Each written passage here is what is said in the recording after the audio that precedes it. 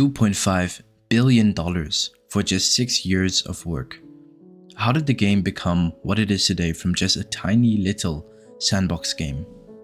Despite the many controversial updates of the Minecraft beta era, such as the beta 1.8 adventure update which added the hunger bar and sprinting to the game, the beta 1.9 update that added the end dimension and the ender dragon as well as enchanting, the game still grew and got more popular.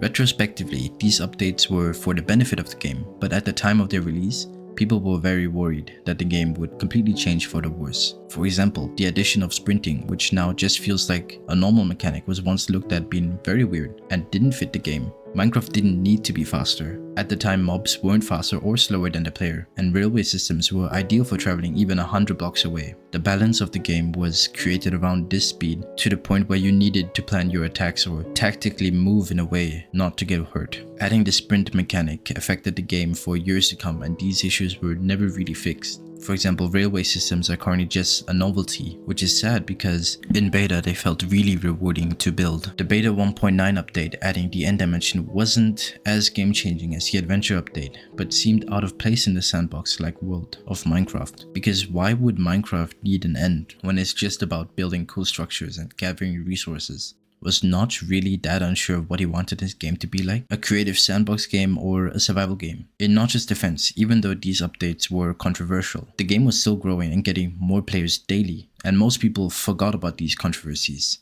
I personally prefer the game without enchanting, but it did make sense to add these magical features to the game because the Nether was already in the game and popular mods such as the Ether Dimension really interested the community, so it makes sense why he would focus more on these magical features. Nowadays, most people have forgotten all these changes and have accepted this amalgamation of features as the game they love. The Minecraft beta community consists mostly of many one-time players who just want to try it out to see what they aren't missing to then go back to the modern versions of Minecraft. Very few people stay more than a couple of play sessions, but the people that do end up staying on beta mostly do it for the simplicity that the game offers. People like me actually like that you can't sprint and that you don't need to make massive farms for literally everything. The beta version that I play on, beta 1.7.3, feels like a true sandbox where the game is about building and that alone. One important question within the beta community is what updates could have been made without fundamentally changing the game. Updates are inherently about change, but should Notch have focused on fixing bugs and adding a few new block types, then called it a finished product? If he had, the game would likely still be good, but it probably wouldn't have become as popular or financially successful as it is today. There are popular beta 1.7.3 mods such as Better Than Adventure and Back to Beta, which attempt to reimagine what the game could have been without sprinting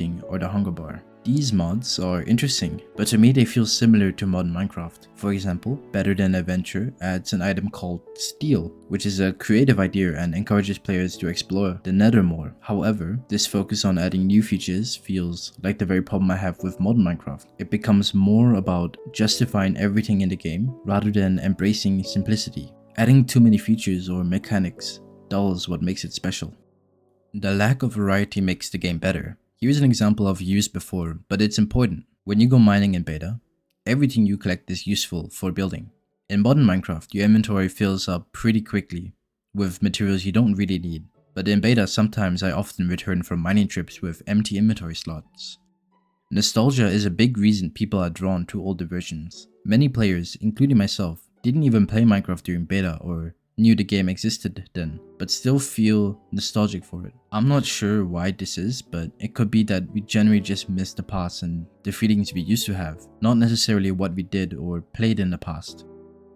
If you feel nostalgic and want to try beta 1.7.3, the last update before the game became more corporate, I highly recommend joining the server that I play on. The community is very small, but incredibly friendly, and it's a great way to relive the simplicity of beta Minecraft. Let me know your thoughts. What's your favorite feature of beta and why? Leave a comment below.